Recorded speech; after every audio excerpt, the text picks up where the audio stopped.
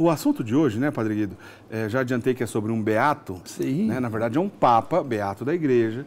Em muitas ocasiões, eu perdi as contas de quantas vezes a gente já citou ele aqui durante as nossas conversas. Sim. Ora sobre obras em que ele participou, ora sobre um pouco da sua vida mesmo, coisas que ele combateu, enfim, um grande papa. E a gente, diversas ocasiões, a gente conversava aqui, o Padre Guido, eu, o nosso diretor Lucas, os bastidores, precisamos um dia dedicar um programa exclusivo a esse personagem. Estou falando do beato Pio IX. E hoje, então, temos essa oportunidade, vamos conversar sobre o papado, o pontificado do beato Pio IX. O Pio IX, esse grande papa, o nome dele era Giovanni Maria Mastai Ferretti, quer dizer, João Maria, né, Padre Guido? Exato. João Maria Mastai Ferretti, um papa italiano, claro. Um papa italiano natural da cidade de Senigallia, na parte centro-norte da Itália.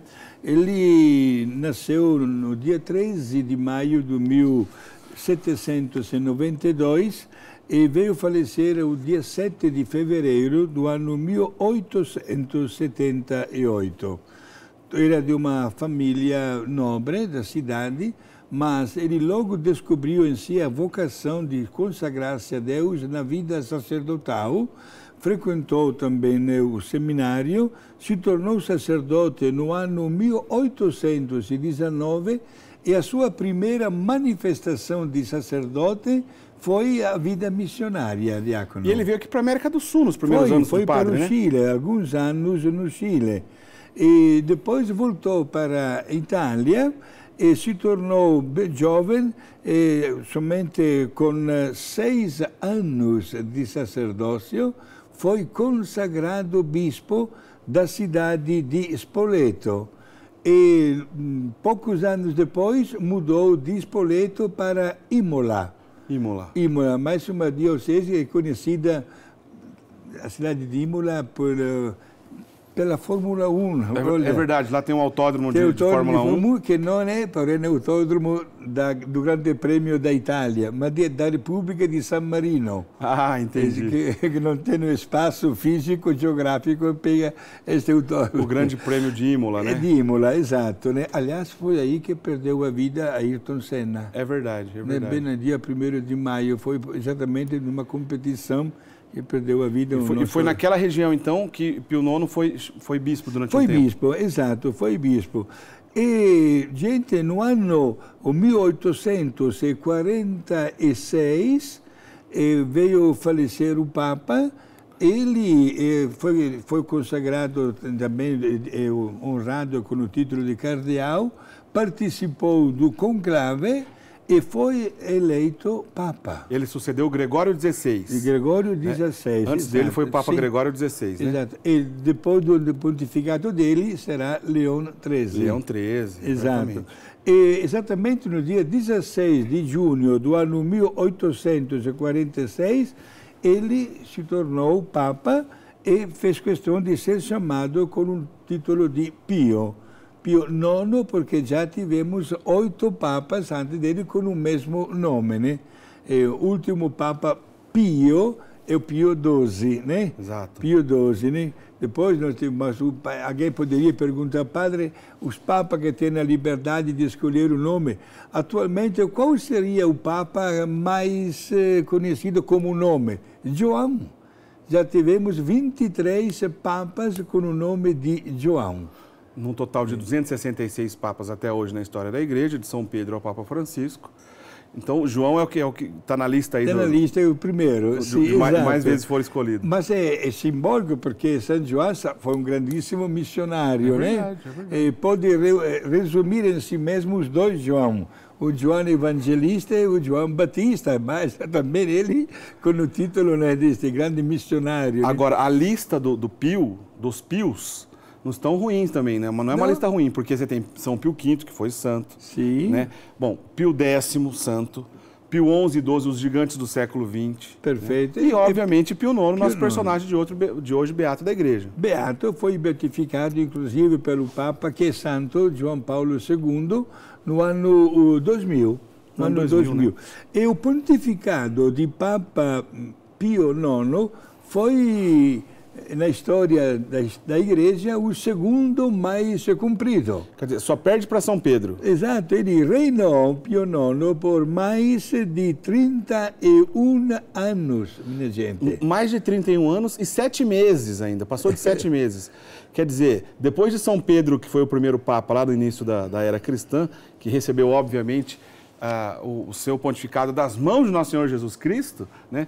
Pio IX, até hoje, é o Papa que mais tempo governou a Igreja, depois de São Pedro. Perfeito. Ele é dotado até de uma boa saúde e de uma vontade extraordinária de tornar-se, de ser o verdadeiro pastor. Digo isso porque o longo pontificado de Papa Pio IX foi caracterizado também por uma longa sequência de cartas encíclicas. Se a gente pensar na média, 31 anos de pontificado, e ele escreveu 38 cartas encíclicas, quer dizer, é mais que uma por ano, Padre Guido. Mais, chegou a escrever até 2 até em um ano, mais de uma vez. Por que esta preocupação? Porque o Papa, mesmo não tendo os meios de comunicação que cada um de nós hoje tem à sua disposição, era uma pessoa, porém, muito atenta ao que estava acontecendo, não só ao seu redor, mas no mundo inteiro. E, inclusive, o Papa mostra, através destas cartas encíclicas, digamos, de ser o verdadeiro pastor que quer única e exclusivamente o bem das suas ovelhas. Transformando esta linguagem no sentido prático, ele lutou muito contra o racionalismo, o falso liberalismo, o panteísmo e também, diácono Eric, estava começando o comunismo. Portanto, o Papa mostra o perigo gravíssimo de qualquer tipo, de qualquer regime totalitário, porque vai estragar o equilíbrio da pessoa humana no seu modo de ser, de agir e de pensar. Quer dizer, ele era um visionário, né? Porque muitos desses problemas que ele combateu muito ali no germe do problema, né? Estava começando. O exemplo do comunismo. É o primeiro Papa que levantou a voz contra o comunismo. Aliás, de Pio IX até hoje, muitos papas passaram, todos eles, alguns com mais ênfase, outros com menos, de acordo com cada época, mas todos os papas até hoje, de Pio IX, né? Olha que a lista é grande depois, né? Leão XIII, Pio X, Bento XV, Pio XI, Pio XII, João XXIII, Paulo VI, João Paulo I, que ficou só 33 dias, João Paulo II, Bento XVI, chegamos em Francisco. Ou seja, muitos papas que confirmaram o que ele começou lá atrás, ou seja, ressaltaram o problema do comunismo, do socialismo, e como a gente vê na história do século XX, foi um regime que mais matou pessoas ao longo de toda a história da humanidade, né? Perfeito, diácono Eric. E o Papa Pio IX teve o grande merecimento de ter, digamos, orientado as pessoas a ser como o agricultor que, quando nota uma grama que não faz bem, logo tem que arrancá-la. Isto é, estes regimes totalitários, na história, tiveram no seu momento de, entre aspas, esplendor. Mas o que aconteceu? Milhões e milhões de pessoas enlutadas, de famílias enlutadas. A destruição, digamos, da dignidade da pessoa humana. A morte violenta, as guerras mundiais. Gente, o Papa já foi um profeta. Ele percebeu o grave risco que aconteceria adotando esses sistemas de governo, esses regimes na vida da pessoa humana, e ele chamou a atenção. Temos que fazer um passo para trás, diácono Eric, na história, e chegar na época não só do Papa Pio IX, mas também dos anteriores papas que vieram. A Itália não era um país unido. Não existia, digamos assim, uma unidade em todas as regiões da Itália. Era chamada de Itália, mas era formada por vários estados, cada um independente. O idioma era o mesmo, mas circulava uma moeda diferente, por exemplo, né? Havia inúmeros reis e rainhas, e era bastante normal, foi uma coisa constatada na história, que também o Papa, em Roma, tivesse aquele que era chamado de poder temporal. o reino, digamos, baseado num território, nos bens num patrimônio, etc., num exército, numa riqueza, etc. Talvez Deus, que faz sempre as coisas certas, escolheu o momento e a pessoa certa neste grande Papa. Porque nós notamos no pontificado de Papa Pio IX uma mudança quase que radical da postura até da pessoa do Papa, que a partir dele não vai ser vista como um rei, como um homem cheio de poderes, até militares, de riqueza, etc., mas com a imagem de pastor.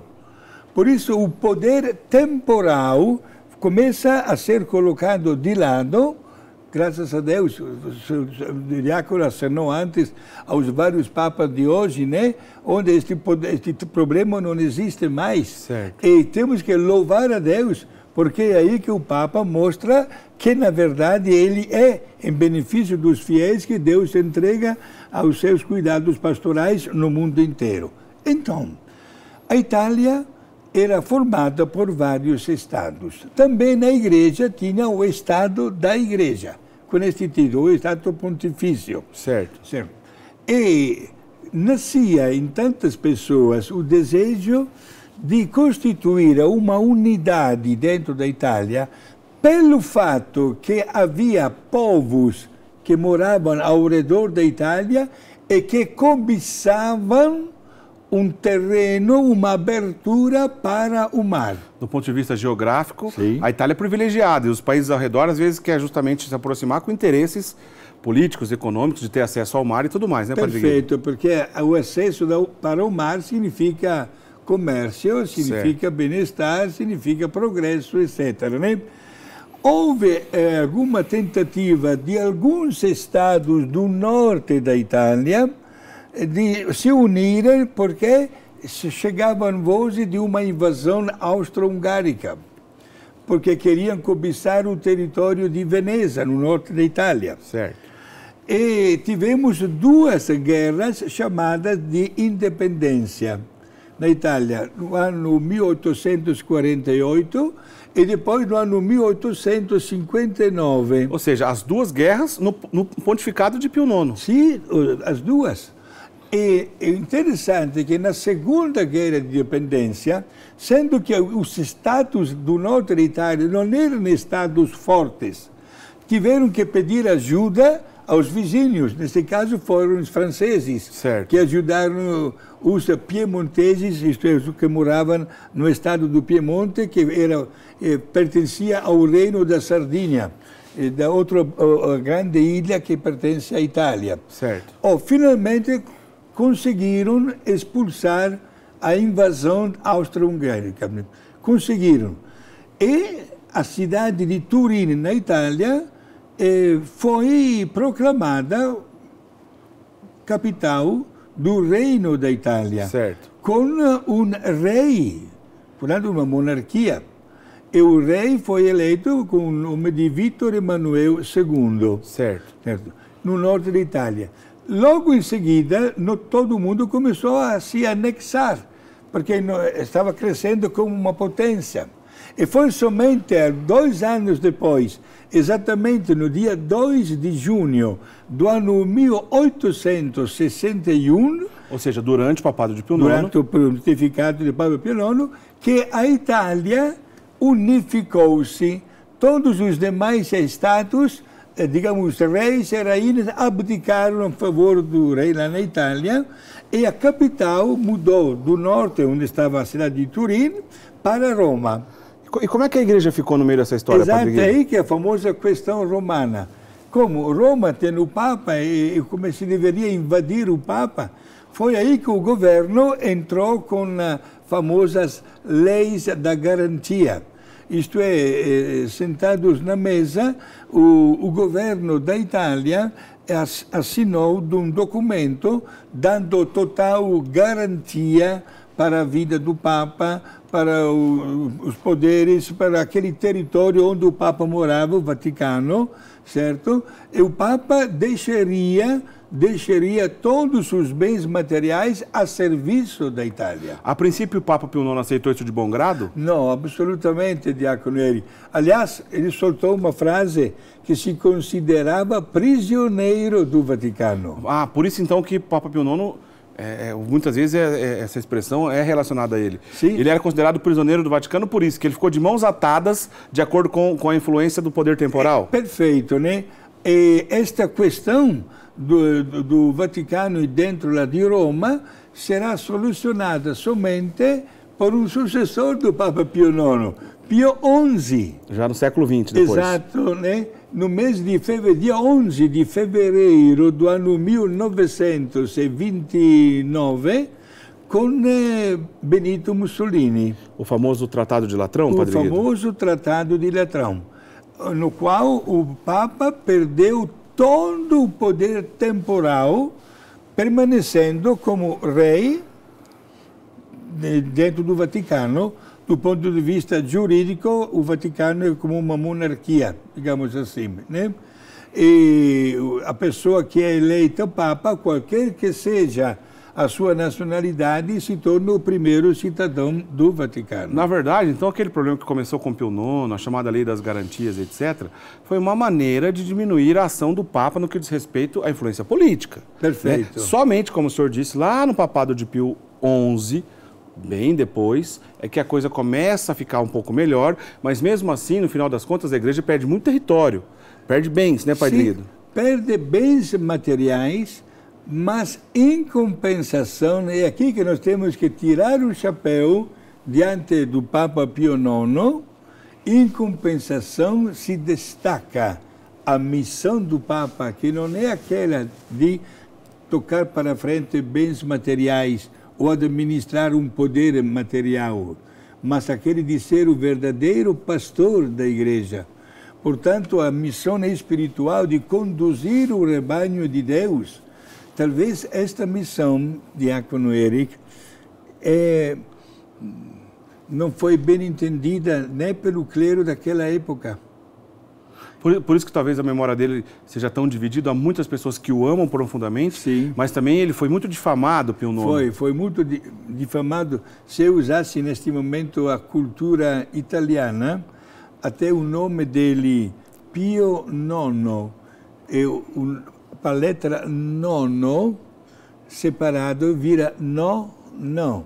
E as pessoas falavam, o Papa Pio, não. Isto não dá certo nada com este Papa. Puxa vida. De uma maneira muito irônica, sarcástica, certo? De ofensa, até porque não compartilhavam exatamente o seu jeito de ser e a estrutura que ele queria colocar dentro da igreja. Só que não foi somente, Diácono Érico, um nome assim de palavra, mas também fez questão de colocar por escrito, e exatamente quando ele percebeu que era possível que no mundo nascessem alguns regimes totalitários, olha, foi grandemente inspirado pelo Espírito Santo, porque ele chegou a dar um basta e chamar a atenção para, inclusive, a partir do pontificado de Papa Pio IX, quando uma pessoa era consagrada bispo, uma das primeiras coisas que devia fazer era de jurar sobre a Bíblia, de evitar aquele que era chamado, na época, do modernismo. Quer dizer, os primórdios disso está lá com Pio IX. Está com Pio IX. Entendi. Então, com Pio IX, eu vou te dizer mais, Diácono Érico. A minha congregação religiosa, os padres rogacionistas, é italiana de fundação, né? Eu também sou de lá. Quando vieram os primeiros padres para o Brasil, no 1950, foram para a cidade de Passos, Minas Gerais. Tem muita gente que está nos acompanhando em Passos. Meu abraço fraterno, né? Fiquei 10 anos lá.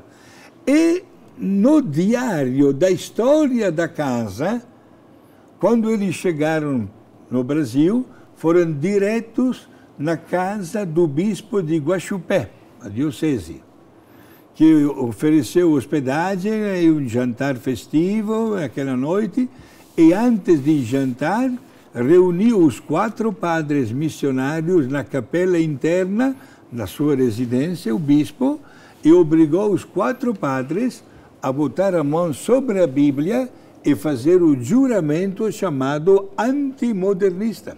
E estamos no ano 1950. O grave perigo que a igreja sempre encontrou e sempre encontrará, mas a voz do pastor que chama a atenção para não sermos vítimas destas coisas que estão ao nosso redor, porque pode desviar uma pessoa daquela que é a retidão de intenção quanto à administração religiosa do rebanho de Deus. Padre Guido, uma das encíclicas que Papa Pio IX escreveu, ele deixa tudo isso que o senhor falou aí de uma maneira mais clara, dividindo um monte de tópicos, na qual ele vai deixar claro quais eram então, os principais problemas da época e que a igreja levantou voz através do seu pontificado e que acabou gerando depois grande influência no século XX, o Padre Guido acabou de dizer uma delas, né? que é a encíclica Quanta Cura. Quanta Cura, sim. Quanta Cura, língua latina, significaria em português com qual cuidado, com qual atenção, né? Ele fala do perigo que é constituído pelo nascimento de partidos políticos que têm uma tendência para regimes totalitários. Certo. Como também fala do gravíssimo problema que nasce na vida da pessoa humana quando se nega a fé.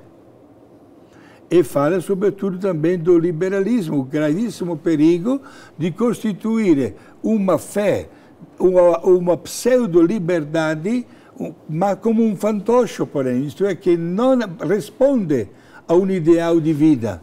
Entraria somente um parecer pessoal, uma visão, digamos assim, pessoal, mas não em sintonia com uma doutrina e, mais ainda, com o magistério da Igreja. Por isso o Papa, ele faz questão de citar todas estas falsas doutrinas, o caminho que pode levar a aceitar exatamente estas falsas doutrinas. Então, numa espécie de anexo, né, a essa encíclica chamada Quanta Cura, o documento que ficou conhecido como Sílabus, né, traz 80, ele elenca 80 problemas, Padre Guido. 80 principais erros do nosso tempo. Quer dizer, olha só. Eu acho que quando a gente iniciou o programa, nós lembramos aqui que ele era um visionário, a gente não está forçando a expressão, era mesmo, né? Exato. Ele identificou reais problemas daquela sociedade que a gente recebe essa influência até hoje. Exato. Poderíamos um dia, diácono, se tiver a possibilidade de preparar um programa sobre os sílabus. Vamos, né? Vamos. Inclusive, dos 80 erros, destacamos o último, a título de curiosidade, muitas pessoas não conhecem, né? O erro número 80 era que o pontífice romano tente de se reconciliar e acordar com o progresso, com o liberalismo e a civilização moderna. De jeito nenhum, minha gente. Não pode um Papa sentir-se escravo destas ondas, digamos assim, que sobem e descem conforme vão os tempos. Aliás, na época do Papa Pio IX, existia uma coisa que depois parece que foi o Papa João XXIII ou Paulo VI que aboliram. Quando o Papa era levado na Praça de São Pedro para receber a coroa, bem no começo do seu pontificado, o cortejo com o Papa, no meio de milhares e milhares de pessoas, parava 3 vezes. E um cardeal pegava um estopim, acendia na frente do Papa e depois soprava, apagando o fogo, e dizia uma frase em língua latina: Sic transit gloria mundi. É assim que passa a alegria do mundo.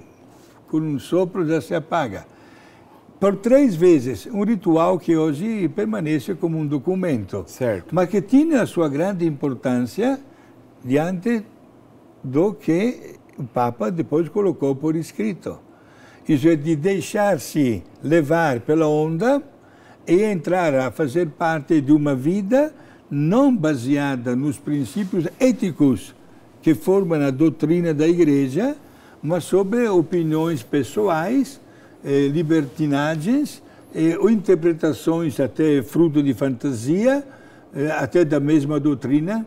Continuamos com o nosso programa Eclésia dessa noite. Estamos falando sobre o pontificado do Beato Pio IX, um gigante, né? Um gigante do século XIX, o Papa que teve um governo o segundo mais longo da história da Igreja, pois São Pedro, o primeiro Papa da Igreja, lá na Igreja Primitiva, teve um pontificado um pouco maior que dele.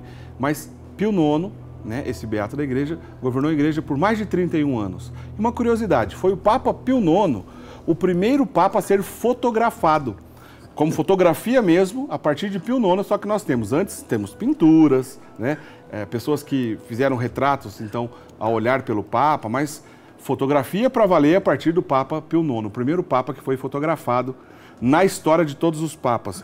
Padre Guido. Em pormenor. Pois não.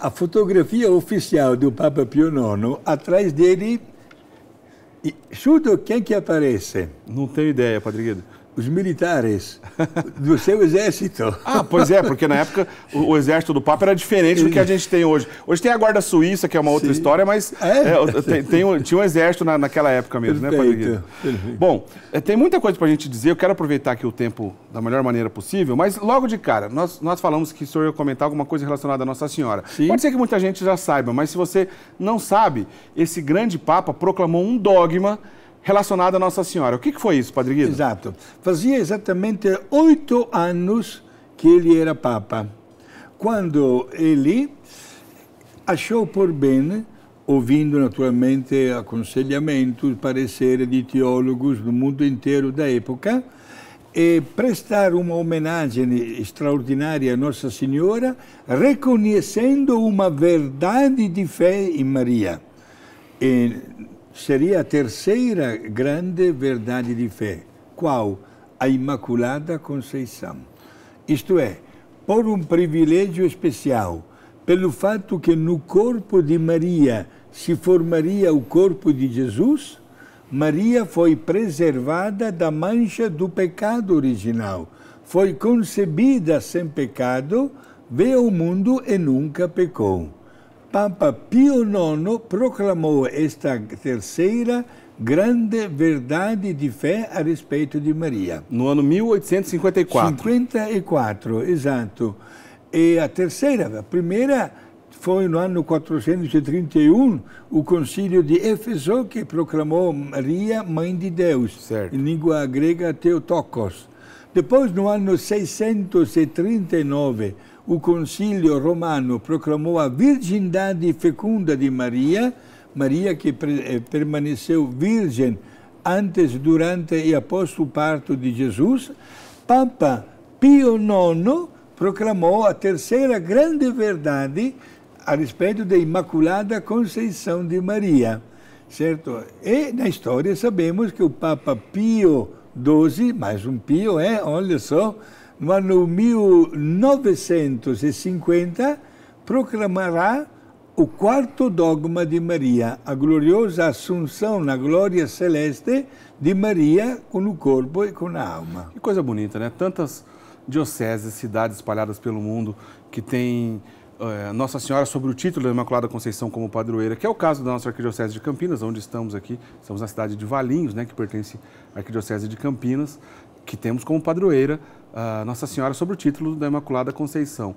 Foi o Papa Pio IX, né, que proclamou, então, essa belíssima verdade de fé, né? Significa Sim. que não é que a partir daí Nossa Senhora passou a ser Imaculada Conceição. Não. Sempre foi, né? Isso faz parte da revelação divina, do depósito da fé.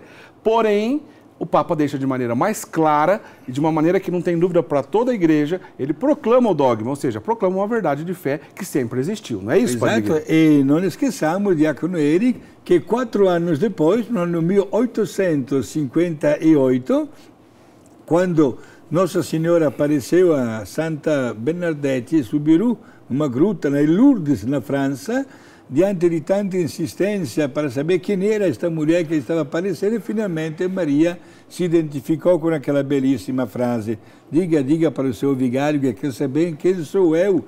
eu sou a Imaculada Conceição. Lindo isso. Olha, né? uma belíssima identificação de Maria. Só 4 anos depois do dogma, para lembrar bem claro. Né? Agora vamos em frente, Padre Guido. Outra coisa importantíssima que o querido Pio IX fez. Ele proclamou um concílio. Perfeito. E no ano melhor dizendo, eu disse proclamou, desculpa, Padre Guido, mas acho que a melhor maneira de dizer é convocou um concílio, né? Exato, isso. Um concílio vaticano, foi o concílio Vaticano I, foi no ano 1869 e coerente com tudo que ele estava escrevendo através das cartas encíclicas, da atenção que ele chamava no mundo, da situação política que estava se gerando, né, com um aspecto novo até geográfico, né, e político da Itália, da Europa, etc. Ele proclamou, neste Concílio Vaticano I, não é verdade de fé porque o Papa proclamou, é por si mesma, pelo fato que foi instituído por Jesus, quando instituiu a Igreja, a infalibilidade do Papa. Certo. Quando o Papa fala ex cathedra, isto é, com a autoridade de Jesus, em nome da Igreja, em nome da Santíssima Trindade, o Papa é infalível. Alguém poderia logo perguntar, Padre Guido, mas quando é que isso acontece? Quando, por exemplo, proclama um santo, o Papa usa a infalibilidade. Portanto, ninguém poderá nunca colocar uma dúvida sobre esta verdade que é anunciada pelo magistério da Igreja. Então foi o querido Papa Pio IX que convocou o Concílio Vaticano I, que teve como ponto alto, como o Padre Guido disse, a proclamação dessa verdade de fé, da infalibilidade papal. Lembrando que sempre isso está relacionado a questões de fé e moral. O Papa não é infalível em assuntos relacionados à economia, geografia, futebol. Não. É apenas dos assuntos relacionados à fé e à moral. Agora, teve uma outra coisa belíssima que aconteceu no papado de Pio IX também, relacionado com o Sagrado Coração de Jesus, Padre Guido. Sim, exato. Foi ele que no ano 1875 consagrou o mundo inteiro ao Sagrado Coração de Jesus. Gente, foi um passo gigantesco também neste aqui, de consagrar o mundo, apesar que o mundo tantas vezes está um pouco longe de Deus, mas mesmo assim ele fez questão de consagrá-lo ao Sagrado Coração de Jesus. E, atenção, alguém poderia perguntar, mas qual seria toda a história disso? Temos que ler uma página da história da Igreja, quando o Sagrado Coração de Jesus apareceu, e mais de uma vez, a Santa Margarita Maria Alacoque, num mosteiro, num convento, em Paray-le-Monial, perto de Paris, na França. E, inclusive, foi o Sagrado Coração que instituiu a devoção para poder conseguir uma reparação das ofensas criadas pelos nossos pecados. E fez 12 promessas, Jesus, de benefícios diante para os seus filhos devotos. Entre as 12 promessas, destacamos a última, que é chamada da Grande Promessa, isto é, que as pessoas que, quando na primeira sexta-feira de 9 meses de seguida, devidamente confessados, oferecerem a Santa Comunhão para reparar as ofensas do seu coração, Jesus promete a sua assistência na hora mais delicada e difícil da vida, na hora da morte. A graça da perseverança final. Aí nasce a devoção da primeira sexta-feira do mês.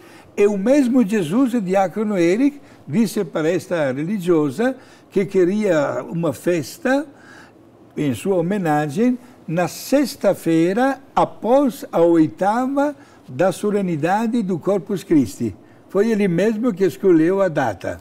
O Padre Guido, e a partir, então, da consagração universal que o Papa Pio IX fez em 1875, ao Sagrado Coração de Jesus, a festa também se tornou pública de uma vez por todas, em toda a igreja, né? Ele fez questão de colocá-la no calendário litúrgico da igreja. Bom, só essas 3 coisas, se resumisse o papado de Pio IX nessas 3 coisas, a gente seria grato pro resto da vida. É que lógico que não foi só isso, a gente está dizendo de muitas coisas, mas proclamar o dogma da Imaculada Conceição, né?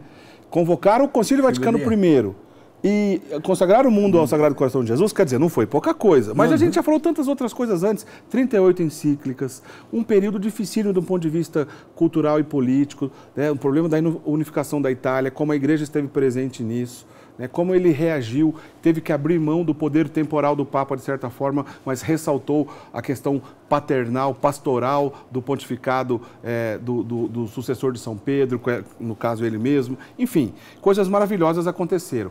Mas, Padre Guido, faço uma pergunta para o senhor. Antes do Concílio Vaticano I, o último concílio que tinha acontecido na igreja foi o Concílio de Trento. Sim. Né? E logo após o concílio, a gente vê assim uma primavera na igreja de belíssimas vocações, Sim. santidades. Se a gente começasse a falar agora daquele período, a gente lembraria de muitos santos. É o período que viveu, por exemplo, Santo Inácio de Loyola, Francisco Xavier, né? E tantos outros santos assim, maravilhosos daquela época. Depois do Concílio Vaticano I, né, ali no século XIX, a gente vê isso acontecer também, de certa forma, o Espírito Santo soprando na igreja belíssimas vocações santas? Diácono Eric, te dou plenamente razão. Aconteceu, minha gente, um despertar para o caminho da santidade. Só para citar alguns santos que vieram logo em seguida, João Bosco, Mazzarello, o fundador também da minha congregação, Santo Aníbal Maria de França. Bem lembrado. São José Cotolengo, Teresinha. Santa Teresinha do Menino Jesus. Diácono Eric da Igreja Católica Maronita, né? O seu grande santo São Charbel, claro. Exato, né? Dom Orione também, o sucessor de Dom Bosco, Dom Rua também. Gente, grandes santos que marcaram na sua vida exatamente como uma consequência imediata deste grande concílio, né, Vaticano I, programado e realizado pelo Papa Pio IX. Quer dizer, o senhor falou só de gigantes aí do século XIX, né? Quando a gente olha justamente por esses santos, São João Bosco, Madre Mazzarello, Aníbal, o seu fundador de França, Dom Orione, Santa Teresinha, São Charbel, que viveram tudo ali no século XIX. Quer dizer, é bonito, né, Padre? Porque é a resposta de um homem que está sendo colocado ali na Cátedra de São Pedro para governar a igreja, fazendo aquilo que Deus quer, a coisa anda, a coisa vai. E é isso que a gente vê na prática, na história. Exato. E vou acrescentar mais um pormenor, Diácono Eri. Este fenômeno, que eu gostei da sua expressão de primavera de santidade, acontece sempre depois de um grande evento. Se nós quiséssemos analisar não o Vaticano I, mas até o mais recente, o Vaticano II, também temos o santo dos nossos dias, Padre Pio. Madre Teresa de Calcutá. Madre Teresa de Calcutá, outra gente. O escrivão. José Maria Escrivá, exatamente. Sim, Gena Beretta Molla, que já falamos aqui, morreu em 62, no ano que começou o concílio. E não esqueçamos que poucas semanas atrás o Papa reconheceu, né, até o milagre de um sacerdote brasileiro, né? O padre Donizete, de Tambaú. Donizete, exato. Que maravilha. Como também, né, do padre nordestino, na verdade é italiano, mas nordestino, o padre Bolzano, o Frei Damião? Frei Damião, exato. É verdade, que também foi reconhecido e está avançando no processo de beatificação. Uma verdadeira primavera que acompanha a história da igreja, sobretudo quando tem um evento extraordinário. Se nós fizéssemos esta pergunta, Diácono Eric, a todas as congregações masculinas e femininas, teríamos praticamente a mesma resposta, isto é, a canonização do vosso fundador ou da vossa fundadora gerou algum efeito positivo na vossa ordem? Com certeza. Não tenha dúvida, não tenha dúvida. Com certeza. Aliás, a igreja faz questão de mostrar a alegria, né, com o sorriso nos lábios, para dizer que a santidade é possível e que qualquer que seja o lugar que nós ocupamos na sociedade, somos todos chamados a sermos continuadores da santidade de Cristo. Vou falar um outro santo pós-Concílio Vaticano II. São João Paulo II. Também. Foi o homem responsável por, na prática, levar adiante aquilo que o concílio... Que bonito. Até o mesmo Papa que sofreu muito as consequências imediatas do pós-concílio, Paulo VI. Aliás, os dois papas envolvidos no concílio, o que abriu e o que encerrou o concílio, os dois são santos. Já são canonizados. São João 23 e São Paulo VI, São Paulo VI, exato. Bom, é belíssimo a gente ver isso, né, Padre Guido? Agora, um outro assunto, eu só quero aproveitar bem o nosso tempo aqui, porque é muito rico o papado de Pio IX e muita coisa bonita para contar. São Tomás de Aquino tem alguma coisa a ver com o papado de Pio IX? Sim, exato. Papa Pio IX estava, diácono Hélio, muito preocupado também pela formação dos seminaristas, formação teológica. O grave perigo que sempre a Igreja enfrenta na sua história quando há pessoas que apresentam determinados desvios de interpretação teológica, nascem, portanto, autênticas heresias e distorções e preocupações dentro da Igreja. Papa Pio IX, que conhecia profundamente a teologia gravada no escrito por Santo Tomás de Aquino, fez questão de usar na Igreja, na formação dos seminaristas rumo ao sacerdócio, a teologia de pleno acordo com a Suma Teológica. É uma espécie de renascimento do tomismo ali no século XIX? Perfeito, de valorização extraordinária, certo? E não que eu esteja condenando outras interpretações, pelo amor de Deus, não é isso. Mas o texto base para a formação dos teólogos foi exatamente dado e confirmado pelo Papa Pio IX. E isso até hoje, né, Padre Guido? Porque a Igreja de lá para cá, em diversas ocasiões, retomou essa discussão e trouxe Tomás de Aquino de novo como modelo de teólogo, né? E vou dizer mais, não porque tivemos a possibilidade, não só do curso básico de teologia, mas também de mestrado, etc., nota 10. A segurança que Tomás de Aquino transmite na pessoa, até no sacerdote, né?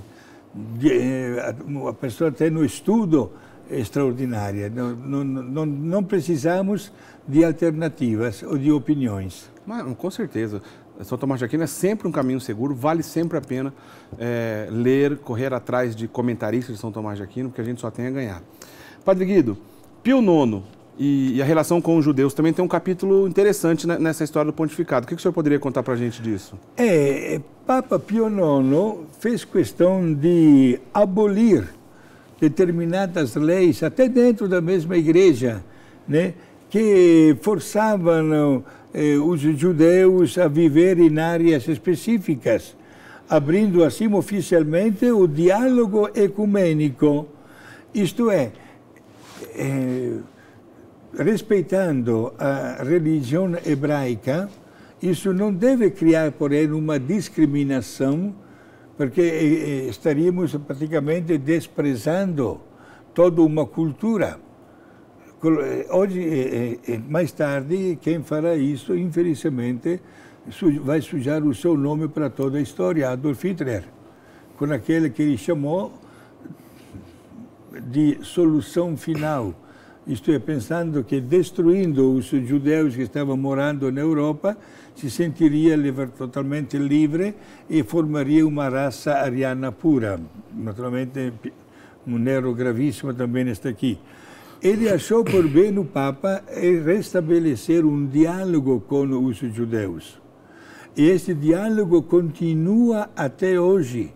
São gigantescos, diácono Eric, os passos que a Igreja está fazendo no diálogo com os judeus, como também com todos os demais irmãos cristãos protestantes que não compartilham 100% a doutrina católica. Padre Guido, e ainda um outro aspecto que Pio IX também combateu, o chamado ultramontanismo. O que significa isso, Padre Guido? Exato, era o grave perigo que a Igreja também estava correndo.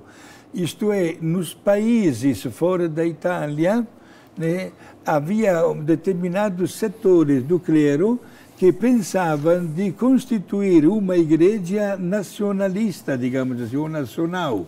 Que não queria ter relação com Roma. Que não queria ter pleno relacionamento com Roma. Certo. Para talvez entender este ultramontanismo, significa além, ultra, além das montanhas. E não esquecendo que a divisa natural da Itália com os demais países da Europa é constituída pelos Alpes, os montes. Certo. Por isso a palavra ultramontanismo, né? E aqui no Brasil, para dizer uma coisa, aconteceu algo de parecido quando se formou a Igreja Católica Apostólica Brasileira, ICAB, com o bispo Duarte. Dom Duarte, na década de 50, se não me engano. Na época dos 50, exato. Né? Uma igreja nacionalista, que podia respeitar o Papa, mas assim como um respeito, uma figura simbólica, quando o Papa não é uma figura simbólica, mas é um pastor autêntico. E este perigo, na época do Papa Pio IX, destacou-se na França, como também na Alemanha. Quer dizer, essas igrejas, na prática, padre, são igrejas cismáticas. Sim. Deixam o relacionamento com Roma e deixam de ser católicos, não é Exato. isso? E acrescento França, Alemanha e Inglaterra também. Por isso o Papa viu-se quase que necessitado de fortalecer o vínculo de união no diálogo com a pessoa dele como sumo pontífice. Por isso instituiu novas dioceses. Em Westminster, por exemplo, na Inglaterra. Westminster, exato, na Inglaterra, né, instituiu novas dioceses com bispos. Ele, falamos entre nós, escolheu para esta tarefa bispos que tinham uma integridade de vida nota 10. Que bacana. Para que exatamente com a postura da sua vida pudesse convencer muitas mais pessoas a abraçar a fé. E teve ainda o episódio da Holanda, com o Utrecht, acho que é assim que pronuncia, Sim, sim. a diocese onde foi a crise dos véteros católicos. Né? A gente está falando do Concílio Vaticano I, que bateu o martelo bem claro, um dogma de fé chamado infalibilidade papal, como o padre já explicou anteriormente, e os véteros católicos, um grupo então que não deixa de ser nacionalista, pois era uma região lá da Holanda, né, que não aceitaram essa verdade de fé, se consideraram os antigos, véteros antigos, consideraram os antigos católicos, não aderiram a essa verdade de fé e a partir de Utrecht espalhou-se por diversas regiões da Europa e até fora dela, como a igreja cismática, e até hoje nós vemos ramificações dessas igrejas cismáticas, não tem relação com Roma, tá certo? Os véteros católicos não são católicos apostólicos romanos. Né? E a crise começou aí, e ele também instituiu uma nova diocese lá na Holanda, também visando atingir e minimizar esse problema, né, Padre Guilherme? Exato, e não esqueçamos, né, que a expressão de Jesus, meus amigos, é válida no decorrer de todos os séculos. Quando Jesus chegou a dizer que um reino, quando é dividido em si mesmo, nunca mais encontra a sua unidade. Aqui nós notamos que é mais fácil uma proliferação ou multiplicação de igrejas que tem até um nome bonito, onde se louva a Deus, e que Deus seja sempre louvado, né? Mas que não vivem em sintonia, infelizmente, com a única igreja fundada por Jesus.